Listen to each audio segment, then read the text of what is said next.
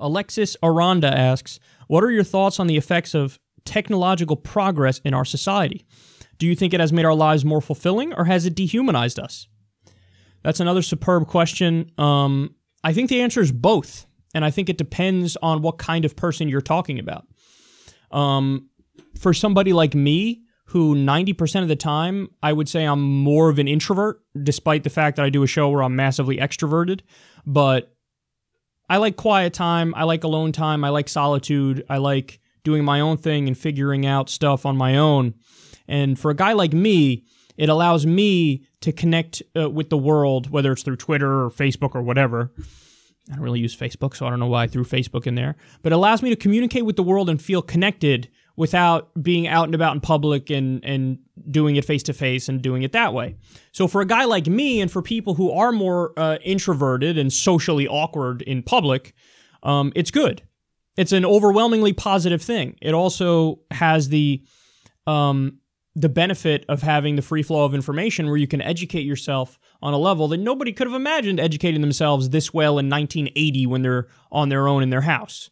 You have to go to the fucking public library or something, or buy 1,000 newspapers to try to catch up on what's going on. Now you can just go to a website. So that's the benefits of it. The downside of it is not everybody's like me in that sense.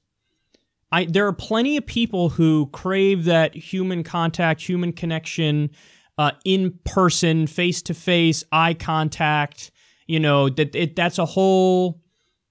That's the only way to scratch that very natural human itch for them, where they don't necessarily get it on a fucking whatever YouTube comment section or Reddit forum or Facebook or Twitter or what have you. And I don't know the numbers on that. I don't know if most people would more crave it in person, or, you know, they could scratch that itch through a connection to the world digitally.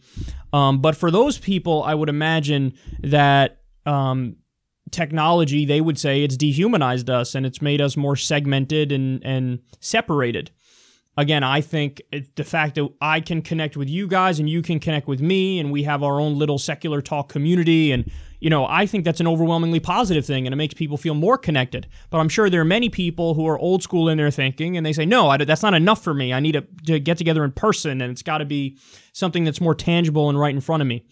And then another aspect to this is technological progress can make our lives fantastic when it comes to the economy, in the sense that you get all these modern accoutrements, whether it's, you know, whatever it may be, TV, podcasts, you know, music available in 0.1 seconds, all this stuff that you feel like is a benefit in your quality of life. It can make it so that your job is easier also. But the downside of it is that eventually technology is going to replace all of our jobs. And then we have to radically rethink how we do our entire economy, or else we're going to be in for a horrendous situation. You know, and Stephen Hawking has spoken about this. He said, if we do redistribution of wealth and set up a society that's mutually beneficial to people, then, you know, machines taking our jobs can be a good thing, because you're still going to reap the benefits as if you're being productive when it's really a machine that's being productive for you. But if we don't restructure the way we do shit, and we still have a very tiny percentage of people, the owner class, getting all the benefits, and everybody else just gets unemployed and they're miserable, well, then you're sowing the seeds of revolution and of a dystopian future from a fucking sci-fi novel. So, it's a good question. I think the answer is both. Technology can be a benefit, technology can be a detriment. You know, in the same way that science in general could be a benefit or a detriment. It's overwhelmingly a positive thing when you cure diseases and stuff. But, you know, also science and technology got us the nuclear weapon, which is a way to destroy the world. So it's a complex answer. There seems to be a giant upside and giant downside to it. Okay, Tayeb El Sheikh says, Kyle, what's your best weed trip story, and do you still take kratom? So the answer on the kratom part is yes. For those of you who don't know, kratom is basically a substance. It's like a natural plant that the way it makes me feel is focused. So kratom is something that I'll take before I do some work when I'm tired and I don't want to do the work. You have some kratom, and boom, you're focused, and you can kind of zone in and get your work done and be productive. So that's the way it makes me feel. If you take it in a higher dose, it's more of an anti-anxiety thing where you relax. If you take it in a lower dose, it's a little more of an upper caffeine-y type high. Yeah, to me, it's more of a supplement than anything else. It's just something that I use every now and then for work, and it makes me, makes my ability to focus and focus for extended periods of time better. In terms of weed, so I have a bunch of those. I haven't really smoked weed that many times in my life because it's not my drug of choice. I found that probably the majority of the time, or at least 50% of the time, I got paranoid when I smoked weed, so it just wasn't for me for whatever reason.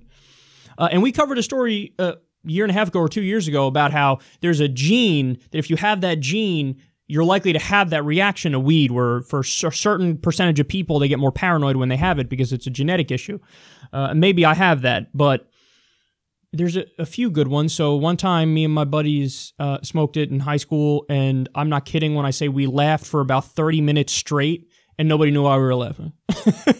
We're in my basement watching TV, just chatting. Somebody's like eating Cheez-Its or Goldfish or something. Somebody starts laughing. We all start laughing. Literally 10 minutes in, I'm like, why are we laughing? And we're like, I don't know. And then that made us laugh even more for like 30 minutes. So that happened. I've told the story before on air. The first time I smoked weed, which was actually at school. So I had smoked weed 2 or 3 times previously, but I didn't get high. So yeah, let me be clear. That's the story of the first time I got high while smoking weed. The first 2 or 3 times I smoked it, I didn't get high. So when somebody asked me before class, hey, you want to go smoke? I'm like, yeah, sure, why not? Thinking it didn't get me high the last few times, I'll just smoke it and then whatever. I'll be the cool kid and then I'll go to class and everything will be fine. And it hit me when I was walking through the hallway on the way to class that day. Like a fucking ton of bricks. I'm looking around going, I feel different. It almost felt like everything was in slow motion, or like you took the lens of my eyes and switched it out for a different lens that made me see the world in a totally different way. And I was like, what is this? This is bizarre.